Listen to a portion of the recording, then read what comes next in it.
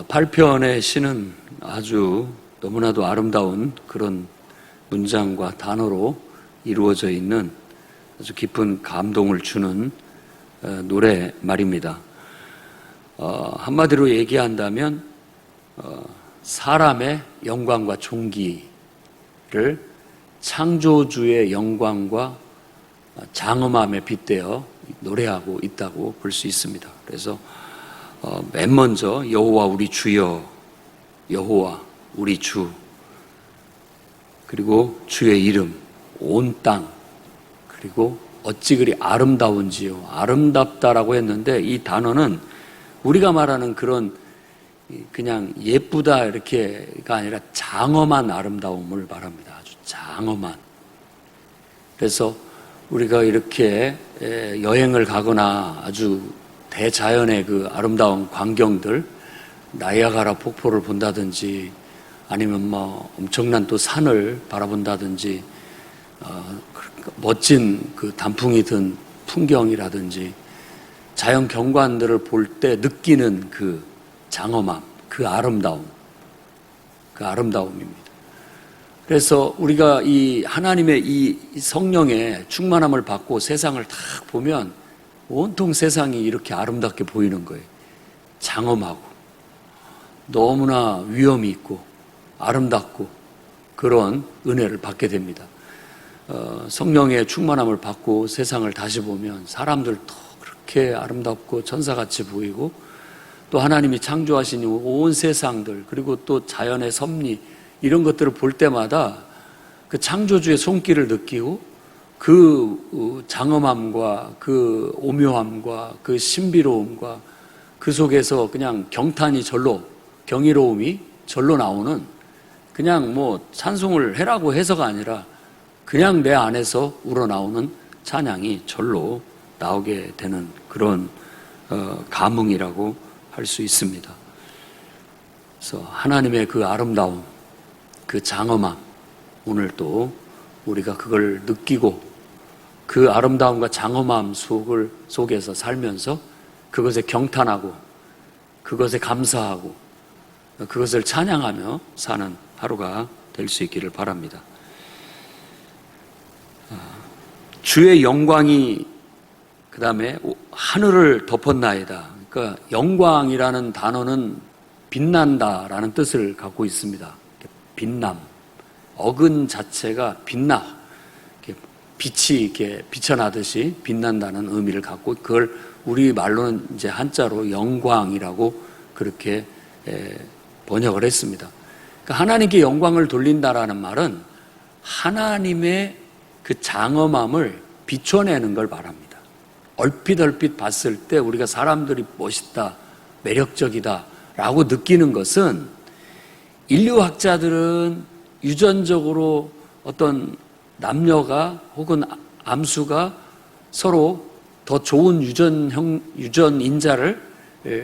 유전인자에 끌려서 매력을 느낀다라고 그렇게 과학적으로 해석을 합니다. 그러니까 어느 순간 한순간에 반한다라는 것은 나의 유전인자를 읽어내고 상대방의 유전인자를 순식간에 읽어내서 가장 적합하다고 느낄 때 매력적으로 끌린다라고 그렇게 얘기를 해요. 그리고 유전인자가 좋은 것은 이렇게 좌우 대칭이 반듯하고 여러 가지 그런 것들을 과학적으로 통계상 얻어낸 이렇게 얘기하는데 성경에서 말하는 아름다움과 매력은 다른 게 아닙니다. 창조주 하나님의 그 어떤 요소들을 우리 피조물인 인간이 혹은 피조물인 만물이 이렇게 비춰낼 때 그래서 그것을 느낄 때 이야 저거 굉장하다 대단하다라고 경탄하는 그런 점들.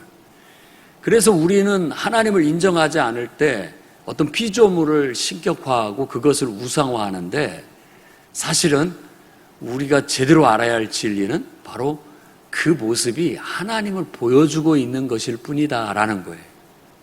하나님을 보여주는 한 면일 것이죠. 그래야 됩니다. 하나님은 그 이상이라는 뜻이 되는 겁니다. 그래서 하나님은 인간의 어떤 언어로도 인간의 그 어떤 우리가 지금 경험하는 만물의 어떤 것보다도 그 이상의 더 장엄함과 더 크고 위대함을 갖고 있습니다. 그러니까 어떤 우리가 교리적인 어떤 설명, 그걸로도 하나님을 표현하거나 담아낼 수 없다는 거. 그리고 우리가 느끼는 우리들이 감정, 또 우리가 느끼는 이성, 또 뭐 어떤 것으로도 하나님을 다 이해할 수 없다라는 거. 그런 정도를 우리가 알고 겸손히 하나님을 느끼고 경험하고 찬양할 수 있어야 됩니다. 우리도 나도 모르게 내가 이런 일을 해냈다더니 참 대단하다라고 여길 때 하나님의 우리가 능력을 잠깐 맛봤다, 이 정도로 생각하면 딱 맞습니다. 그리고 누군가가 너무 아름답고 너무나 훌륭해 보이고 이랬을 때 그 속에 하나님이 저를 통해서 하나님이 뭔가를 나타내셨구나 라는 정도, 그렇게 받아들이는 게 가장 합리적이고 적합합니다. 건강하고. 그래서 예수님께서 바리새인들이나 사두개인들을 보고 자기 영광을 구하면서 하나님의 영광을 구하지 않는다라고 하는 것들이 바로 그런 겁니다. 자기 잘난 줄은 아는데 자기 자신을 드러낼 뿐 하나님을 드러내지 못하는 그런 오류를 범하고 있다라고 말하고 있는 거예요. 우리는 항상 그를 통해서 그런 일을 하신 하나님을 찬양해야 되겠고, 또 저 사람을 통해서 그 아름다움, 하나님의 아름다움을 우리가 경험할 수 있어서 하나님을 찬양하고 그런 쪽으로 연관시켜서 나아갈 때 온전한 겁니다. 바로 시편 8편을 지은 이는 바로 창조주의 손길을 만물 속에서 지금 그렇게 경험하고 있는 겁니다.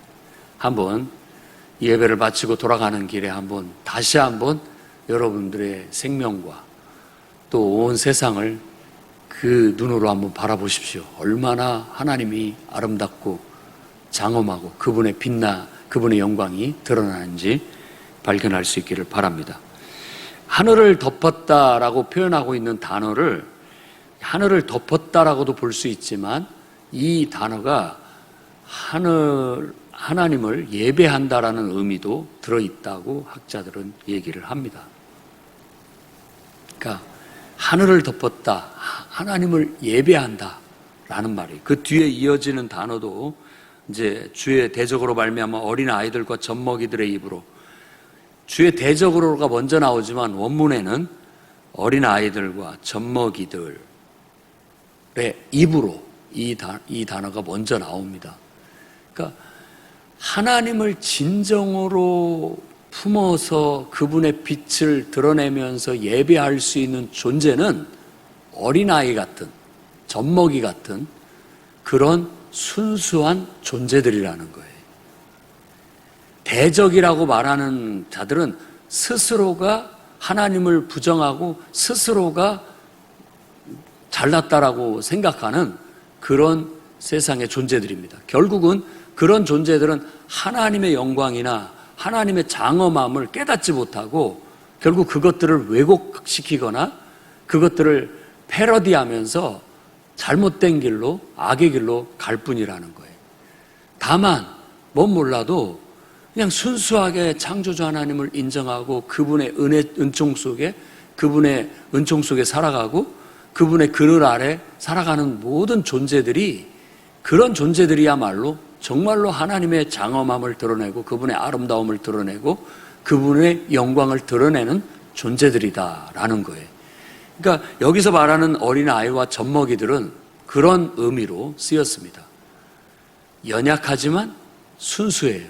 그래서 하나님을 왜곡 없이 그대로 드러내는 존재들이라 할 수 있는 겁니다.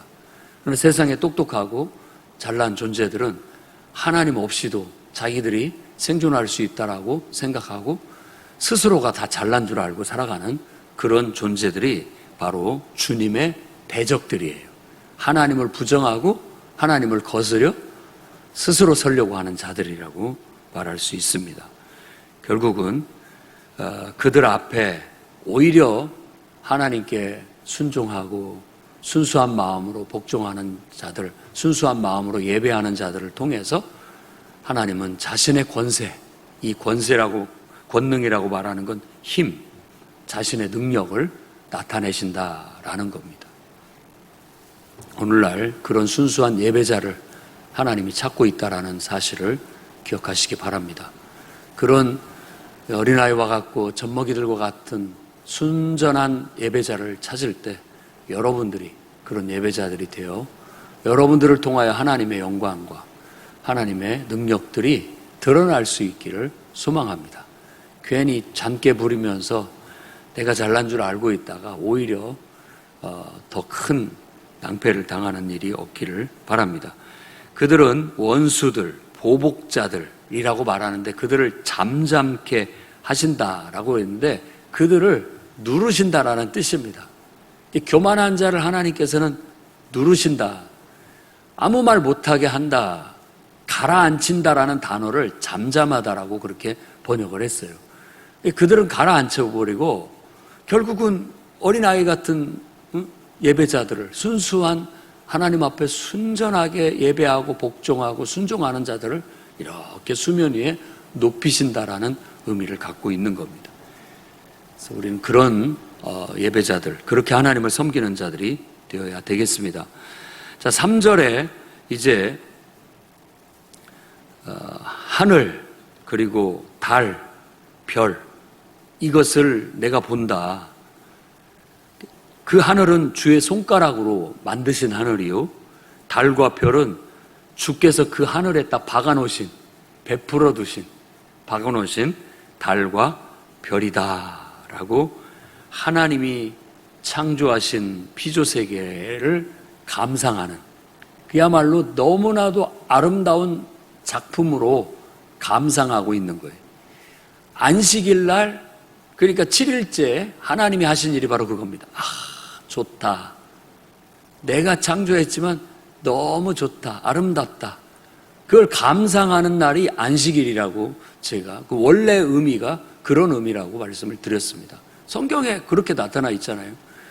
그러니까 우리가 잠깐 일상에서 벗어나서 하나님을 묵상하면서 그분의 아름다움과 그분이 창조하신 온 세상의 그 장엄함과 아름다움을 감상하는 날이 안식일이에요. 그날이 우리에게는 예배하는 날이죠. 예배라는 의미도 가치를 묵상한다는 그런 뜻이 있습니다. 최고의 가치, 가치라는 단어가 워십이라는 단어 속에 들어있어요. 그러니까 하나님의 그 아름다움, 그 가치, 그 장엄함, 그 가치들을 우리가 묵상하면서 그것에 감상을 하는 시간이 예배의 시간이라고 할 수 있는 거죠. 은혜 받았다라는 것은 그 작품을 통해서 뭔가 하나님을 내가 경험했고 하나님의 그 아름답고 그 놀라운 은혜를 내가 맛봤다. 그런 의미로 우리가 은혜 받았다라고 말하는 것입니다. 모든 하나님을 예배하는 순간순간이 정말 그런 은혜가 넘치는 살아있는 예배, 신령과 진리로 드려지는 참된 예배가 될 수 있기를 바랍니다. 그 다음에 4절에 이제 사람이 무엇이기에 라고 하면서 사람에게 초점이 온 것 같습니다. 모든 피조세계의 작품들 속에서 이 인간이라는 존재, 사람이라고 번역한 이 단어는 에노시, 그러니까 인간을 말할 때 두 단어를 씁니다. 아담, 그러니까 벤 아담은 그 뒤에 나오는 인자, 사람의 아들입니다. 근데 에노스라고 하는 아담의 자식 에노스, 셋의 후손 에노스가 인류, 사람이라는 또 뜻이기도 합니다. 그러니까 이 사람이 무엇이냐, 인간이 도대체 무엇이라고, 그러니까 인간의 연약함을 먼저 인식하여요. 그러니까 모든 인간은 자의식을 통해서 부끄러움을 느끼는 게 맞습니다. 왜냐하면 우리의 지성은 너무나도 탁월한데 그에 비하여 우리의 이 몸과 우리 자신은 너무나 연약한 존재라는 거예요. 사자처럼 용맹하지도 못하고 표범처럼 빠르지도 못하고 거북이처럼 오래 살지도 못하고요. 인간이라는 존재가 질병에 취약할 뿐만 아니라 또 모든 대자연 앞에서 너무나 무력한 존재라는 걸 깨달으면서 부끄러움을 느끼는 겁니다. 벗었다라는 것은 바로 그 부끄러움을 말하는 겁니다. 우리가 얼마나 취약한 존재인가라는 걸 느끼는 거예요. 사람이 무엇이기에 라는 말은 그런 연약함을 인식하고 하나님 앞에 섰을 때 하나님께서 우리에게 존귀와 영화로 관을 씌우셨다고 하는데, 이 관은 왕관을 말하는 겁니다. 피조물 중에서도 왕관을 씌운 존재가 바로 인간이라는 거예요. 창조주 하나님보다 조금 못하게 하셨다. 창조주 하나님의 장엄함과 그 영광을 보고 모든 피조물을 봤을 때 하나님께서 그 피조물 속에서 하나님의 아들처럼 하나님의 형상을 담고 하나님의 그 형상을 그 영혼 속에 담고 그 모양을 따라 창조하신 그 존재를 보니까 하나님의 영광과 존귀로 관을 씌운 존재로 느껴지는 거예요. 그래서 인간이 자기 자신을 집착하면 우울해지고 결국은 정말 형편없다라고 느끼면서 좌절감에 빠집니다. 그러나 우리 눈을 들어 창조주를 바라보고 그분 안에서 내 자신을 다시 그분의 눈으로 바라봤을 때는 그분이 너무나도 사랑하는 그분의 아들이요, 그야말로 이 땅에 둘도 없는 아름다운 작품이라고 여겨지게 되는 겁니다. 예수님께서 요한에게 침례를 받고 물에서 올라올 때 하늘에서 들리는 음성이 이는 내 사랑하는 아들이요, 내가 존귀 여기는 자라고 말하는 그 말이 바로 예수 그리스도 안에서 우리 모두를 향하여 하신 창조주 하나님의 마음입니다. 하나님의 눈으로 나를 본다는 것은 하나님이 사랑하는 존재요, 하나님께서 너무나도 귀하게 여기는 존재로 보는 거예요. 그럼으로써 우리 인간의 자존감이 확 높아지게 되는 거예요. 우리가 복음을 제시하여 자존감을 회복시키자라는 것은 그걸 깨우치자는 겁니다. 사람들을 그냥 제잘난 맛에 좌충우돌 미친 듯 살다가 그냥 확 죽어버리는 존재가 아니라 그야말로 자기의 연약함을 알며 그 연약함 속에서 창조주 하나님을 발견하고 그 창조주 하나님 안에서의 자신의 존재의 가치를 다시 발견하도록 깨우치는 게 우리가 전하는 복음입니다. 그래서 이 가르침을 펼쳐서 모든 사람들을 일깨우는 게 교회와 성도들이 해야 할 역할인 거예요. 여러분이 있는 곳에서 누구를 만나든지 이 복음을 전하십시오. 일깨워 주시라고요. 인간은 어떤 존재인지를, 인간이 어떤 상태에 가장 인간답고 복되고 존엄하고 행복하고 영광스러운지를 깨우쳐 주시라고요. 창조주의 그늘 아래 있을 때, 창조주의 계획 속에서 창조주의 뜻 안에서 뿌리 내리고 인간이 존재할 때 비로소 인간다울 수 있고 가장 존귀하고 영화로운 그런 존재로서 빛을 드러내게 된다는 겁니다. 그럴 때 하나님의 우리는 아름다움을 나라는 인격을 통해서 드러낼 수 있고, 내가 하는 일과 내가 살아가는 모든 삶을 통해서 창조주 하나님의 역사를 이뤄내는 그런 인간의 본분을 다할 수 있게 되는 겁니다. 바로 그런 노래를 이렇게 멋진 아름다운 시로 글로 하고 있습니다. 사람이 무엇이기에 주께서 그를 생각하시고, 인자, 사람의 아들이, 아담의 아들이 무엇이라고 주께서 그를 돌보시나이까 라고 말하는 것은 그분의 은혜. 그래서 늘 우리는 그분의 은혜 속에 머물러 살아야 되는 겁니다. 지금 이 순간도 내가 하나님의 은혜가 느껴지는지, 아니면 지금 인생의 복잡한 문제, 골머리 썩어야 할 문제, 스트레스, 막 어떤 그런 부정적인 감정과 잡념 속에서 막 괴로워하고 있는지 한번 생각해 보십시오. 문득문득 우리는 숨을 쉬듯 하나님의 은혜를 호흡하고 그 은혜 속에서 살아야 됩니다. 늘 힘들고 지칠 때마다 하나님의 은혜로 와서 피하십시오. 지금 시편에 우리에게 가르치는 신앙이 바로 그겁니다. 하나님께 피해라. 그분을 방패 삼아서 이 험하고 악한 세상을 살아내라. 우리가 늘 행복을 느끼고 평안함을 얻을 수 있는 것은 내가 뭐라고 하나님께서 나를 이렇게 존귀하게 내게 은혜를 베푸셨습니까? 라고 그것을 느끼면서 내 마음이 하나님의 은혜로 충만해지고 정말 그 속에서 진정한 평안과 기쁨과 행복을 누려가는 게 우리 예배자들이, 하나님을 섬기는 자들의 혜택이요 복이라고 할 수 있겠습니다. 6절에 다시 한번 주의 손으로 만드신 것을 다스리게 하시고 만물을 그 발 아래 두셨으니 모든 소와 양과 들짐승이며 공중의 새와 바다와 물고기와 바닷길에 다니는 것이니이다. 모든 만물, 피조물 위에 하나님께서 우리를 높이시고 다스리게 하셨다라는 우리 인간의 역할, 인간의 본분을 말하고 있는 겁니다.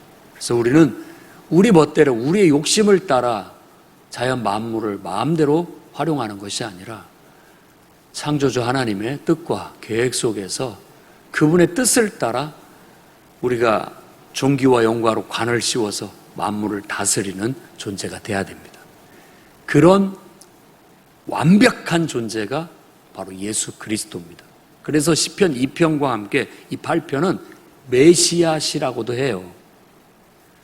신약의 제자들이 예수 그리스도께서 부활하신 모습을 보고 그분의 존재를 깨닫고 나서 성경을 다시 보니 바로 여기서 말하는 이 완벽한 사람, 이 완벽한 인자, 예수님이 인자라고 한 것도 아담의 아들, 사람의 아들이라는 뜻으로 인자라고 말씀하신 거예요. 인자가 바로 이분이구나. 시편 8편에 우리가 노래했던 그 완벽한 인간이 바로 이분이시구나 라고 깨닫고 이 말씀을 다시 재해석하게 되었던 것입니다. 누구든지 예수 그리스도를 믿고 따라가는 자도 이와 같은 온전함을 비전으로 품고 그리스도를 닮아가는 존재들이에요. 그래서 그분의 그늘 아래 내가 있는 겁니다. 예수 그리스도 안에 내가 있는 거예요. 그래서 우리를 그리스도인이라고 그렇게 말하는 겁니다. 그리스도를 따라가는 존재, 그분을 본받아 나가는 존재라고 그리스도인이라고 그렇게 명하는 겁니다. 그분은 정말 완전한 하나님이시고 완전한 인간으로서 이 지상의 왕, 곧 하늘의 하나님 나라의 왕이 되셔서 그야말로 피조세계를 완벽하게 통치하고 다스리는 분이 됐습니다. 이제는 누구든지 그 복음을 듣고 거듭나 하나님의 자녀가 되는 자들이라면 주님이 재림하시는 날 그분이 부활하신 것처럼 부활의 생명을 얻을 뿐만 아니라 그분과 더불어 왕노릇할 것이라고, 그야말로 진정한 의미에서 왕관을 쓰게 될 것이고 진정한 의미에서 우리는 그리스도 안에서 정말 하나님의 자녀의 신분으로서 하나님이 창조하신 피조세계를 통치하고 다스리게 되는 날이 오게 될 겁니다. 이게 어떻게 실현될지는 우리가 구체적인 건 말할 수 없지만 그 비전과 꿈을 품고 하나님 나라를 소망 삼고 살아가는 존재들이 다 되시기를 바랍니다. 마지막으로 다시 한번 여호와 우리 주의 이름 온 땅 어찌 그리 장엄한지, 얼마나 장엄하며 아름다운지 그 감상을 다시 한번 말하고 있습니다. 오늘도 바로 하나님에 의해서 우리가 존귀해질 수 있다라는 것, 나는 하나님이 너무나도 사랑하고 귀하게 여기는 작품 중에 작품이라는 것, 그 자존감을 회복하고 당당하게 멋지게 여러분의 인생, 여러분 안에서 하나님을 통해서 살아내는 자신만의 삶을 멋지게 살아내셔서 하나님을 드러내는, 하나님의 역사를 이루고 하나님의 영광을 드러내는 그런 인생들이 다 되시기를 주의 이름으로 축원합니다.